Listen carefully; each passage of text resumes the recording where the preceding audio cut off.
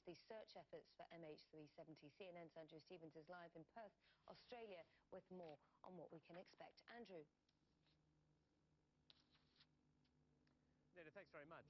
It has been the biggest air search so far in the search for missing 370 this day. 12 aircraft are up in the air after losing that vital 24 hours yesterday to bad weather. The Australians have managed to get 12 aircraft up from some 6 countries down onto that target zone. Most of them are starting to return now. We have not heard anything yet.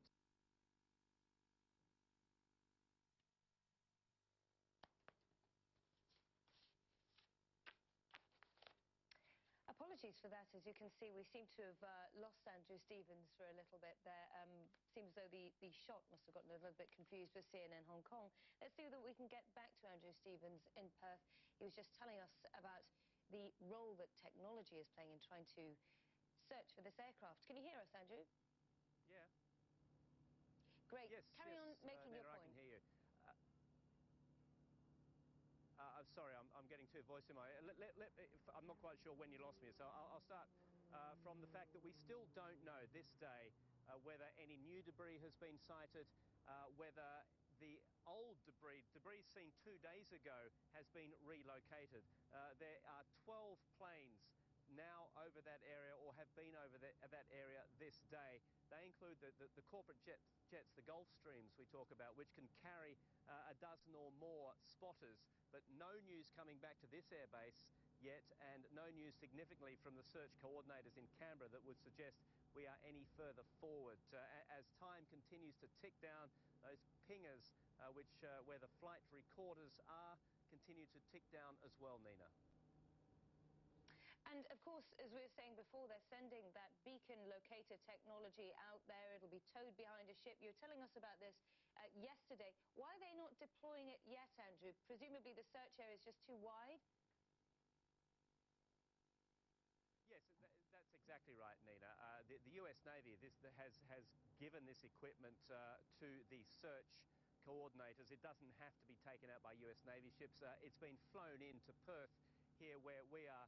It consists of it's called a TPL. It's a towed pinger locator, which is towed behind a ship, which can basically listen to any pings in the ocean at that 37.5 megahertz level that Ivan was talking about.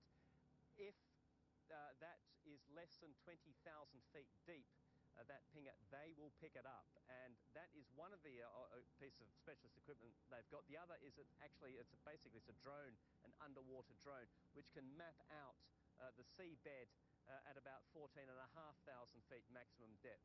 It's worth remembering here, Nina, as one oceanographer was quoted as saying, we know more about the surface of the moon than we know about some of the areas of the seabed on this planet. So this is an area, as we have been saying, it is so remote, and the mapping there and the knowledge of that area is not particularly deep or broad. So it is uncharted waters in so many ways. And as to that equipment going out, the US Navy says it's quite clear. We've got it on standby here in Perth. We will get it to the location when there is a location to get it to, i.e. when we have a positive ID on a piece of wreckage which is associated with MH370. What that means effectively is if they do find a piece of wreckage, it's going to take several days for that equipment to get from Perth to the target zone, if indeed that wreckage is in the target zone that they're now looking at. But that's the equation they're looking at the moment. They're not prepared to set it out until they have some specific ID on wreckage, Nina. All right, Andrew Stevens there, live in Perth. Thanks so much.